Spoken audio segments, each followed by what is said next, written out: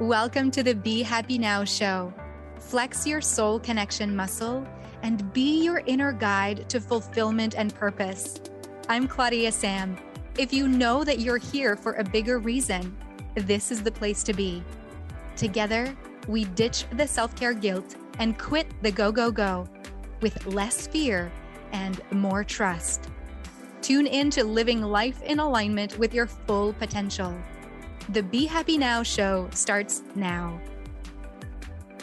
Welcome. Let's talk about responsibility today.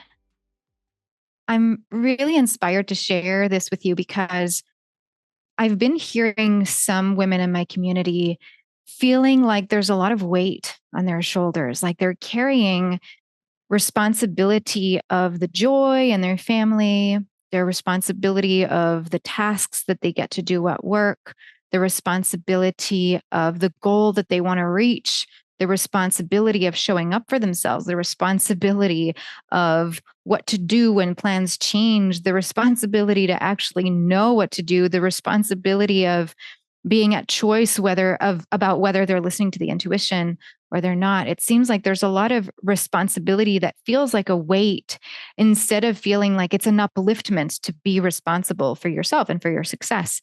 So I thought that we could have this conversation so that maybe we could shine a light around what you're actually responsible for and what you're not responsible for. Would that be supportive?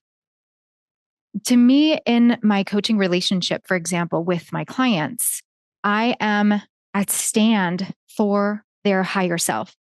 What that means is that I'm responsible on my side of the line, on my side of holding space, seeing you as my client to be in such alignment with your higher self, with your purpose, with your intuition, with what lights you up, with what feels important to you, with what will align with your worthiness, with your truth, and with love. That's what I'm holding on my side of the line. And it's a little bit like the foundation of a house. And here in New Zealand, there's a lot of houses that are created on poles. So the poles, they're dug really deep in the earth because there's a lot of hills. So there's a lot of houses that instead of being dug inside the mountain, they're actually coming out of the mountain, which is really different than how houses are built in Canada. All to say that if there's only one side of the house that is being held by the two poles, and there's missing the two poles on the other side, chances are the house is not going to stand up. Now, this analogy is a bit weird because my role as a coach is not to hold equally the weight the support of what you want to create. Rather, I'm holding you in your capability and in your worthiness to uphold all four corners of your house. But just for the sake of this analogy, where on my side of the house, I'm holding these two pillars. And if you're not willing to hold your side and see your higher self, see what's possible for you, and take responsibility to take the actions and make the necessary changes in your mindset, in the way that you choose to see life, you might see that your house doesn't get built. And that is your responsibility. So that's how I work with my coaches as well. Yes, I have coaches because coaching is one of my loves. And I love being coached because it has me stretch. It has me build another floor of my spiritual house. It has me open up the curtains and see things differently and open up to new ways of being, and ultimately brings me peace of mind and clarity and just a sense of belonging within myself. When I first started coaching, the responsibility, instead of taking it on myself, the responsibility of my success, of feeling worthy, of feeling like I belonged, feeling like I was on track, I gave it to my coach. And that's something that I learned from that relationship, where if you've heard me talk about these before, I have shared it before, where that first coach told me, if you do it this way, it'll work. So I thought, great, her way is the way. I'm going to do exactly what she says. And what that did is that it empowered me to actually get started. That part worked.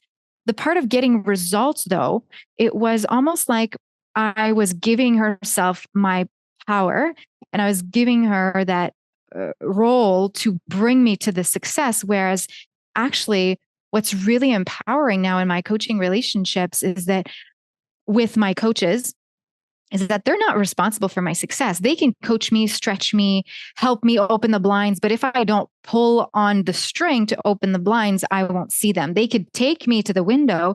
I get to open the blinds. And it's the same thing, like imagining that you're in a dark room and you're scared of moving forward, whether it's like, well, what if it doesn't work out? Or if I feel this ickiness with this relationship that I'm in and I have a sense that it should look something different, but I'd rather just not say anything, not take action, not do anything about it. It's like you staying in the dark room, sitting in a ball when actually the lighter is in your pocket. So you get to decide whether you take that lighter and light your way to the door or just see things in the light instead of staying in the darkness in the ball, like you decide. And so when it comes to taking responsibility of other people around you, I invite you to become a little bit like a witness to how you're leading your life and to how much you are taking on as weight that actually is not yours to carry. You could think about, you know, someone else's success, someone else's desire to eat healthy, for example. If you have someone in your family who is struggling a little bit with their health or with stress or anxiety, and you want to help them, and you might take it on yourself to make smoothies for them or decide to eat vegetarian for a certain amount of time, however, whatever that looks like for you, you might be taking now on the responsibility of making a change for the other person. Now, don't get me wrong. If you have a child who doesn't know how to make a smoothie, I'm not saying to not make a smoothie. I'm saying that you can make the smoothie, but then they get to choose whether they drink it or not. You get to bring them on board with your idea of what success looks like before you even take on any of that responsibility. Because sometimes what happens when we see in other people the desired result, or we see the optimal way that their life could go, we see the way that it could be so much better. Do you have this person in your life that you're like, oh, if only they knew this, if only they did this different? It's like if we know better than them, but we don't know better than them. We're not in their body. We don't see from their eyes. We don't know what they know. We just don't. But in that comment, in that thought, we take on the responsibility that we should lead the way. But that is energy weight, thought form weight, time consumption, mental real estate that's being used over someone else's desire and commitment. And what often happens when we take responsibility for someone else's success in any shape or form, whether it is actual physical, tangible time and actions that we do, it's still mental capacity. It's still weight in an energy or physical or emotional or mental way, or even in your boundary and in your energy way. It's still weight. What we're actually doing is that we're robbing the other person in owning their power. We are robbing the person of which we are taking responsibility, for whom we're taking responsibility. We're robbing them of taking their power and making conscious, empowered choices to stand in their worthiness to get results. If we take the responsibility for them, we're robbing them.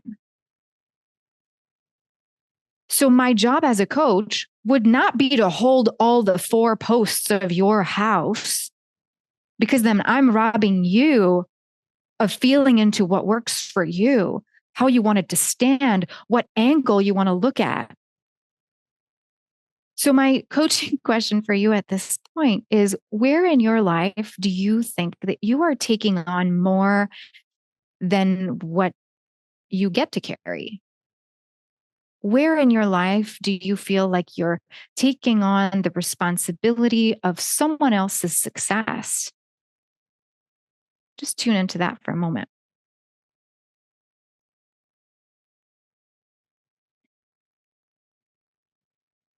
And the second part of this question is, where are you giving responsibility for your own success over to someone else? Asked differently, who are you making responsible right now for your success? This can sound like, I'm going to give you an example. I just joined a new coaching container and I'm really excited about it. And there are calls at multiple different times in the day. Okay. If I'm saying, oh, but I'm in New Zealand and that time is at the middle of my night, can you work around this? It's saying that that call time is responsible for my success. It's saying that that circumstance of how the calls are scheduled is actually responsible for me doing the work and getting the results that I want, which is completely beside the point. Because in order to arrive in success, you get to remember that it's in you. Arrive in success, it's in you. Success will not be given to you by certain circumstances. So it's really important to even see that as your responsibility, to see that it is your responsibility to choose that success is accessible within you. And I know this can be triggering and it could be a bit like triggering to hear this because it might have you do things differently. It might invite you to tune in within yourself and go, okay, then, okay, maybe you're mad at me. And that would be giving responsibility to me for you to have happiness or joy. When all I'm doing as a coach is being a mirror, I'm being a mirror for you to look at. And it is your responsibility to choose whether you look in the mirror or not. It means absolutely nothing about me. And that is my responsibility as well, to not let you looking in the mirror or not, my responsibility. So this conversation can go, we could make this about health even. We could make it about health. We could make it about a successful outcome of a business project. We could make it about anything. And, my role here is just to help you see within yourself where in your life you are giving someone else the responsibility of your joy, of your success, of your health. And where are you taking on someone else's responsibility? Yeah. Because being present is one of the most life affirming ways to access your intuition, to trust your intuition, to be able to own your success, to tap into your success, to take responsibility for your life, pretty much. And in order to feel like it is a bite size, like it's a chewable bite, in order to help you get there to a place where you don't want to blame other people for not taking you where you want to go, or to help you take responsibility in a really fun way, to feel like, hey, I'm the owner here. I'm my own inner guide. I get to be in charge and I get to hold myself accountable because I believe that success is in me and I get to reach it. If you're thinking things have to change, maybe you're at a crossroads or you're feeling like you've hit a wall sometime, but it would be a lot of responsibility to actually make a change and make decisions that would change your course or that would enhance your way of life, that would allow for you to have more clarity. And you're thinking, well, it will require a bit of energy and time and financial investment for me to actually go there and do that. And I'm scared. That's okay.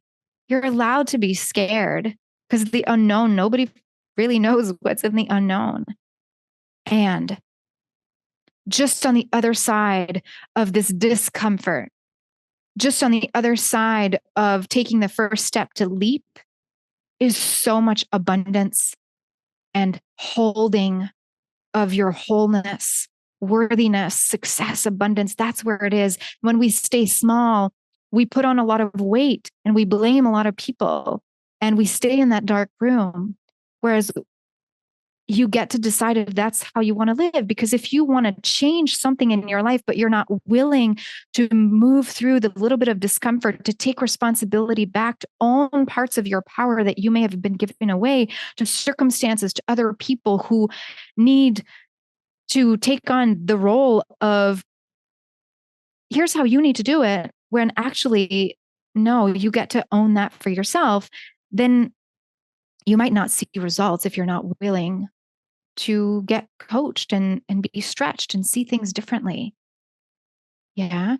I mean, I'm not saying that coaching is the only way. I'm saying that once you come into a coaching container, you get to be willing to be coached. And if you don't want to be coached, that's also okay. Then coaching might not be for you. And that's okay.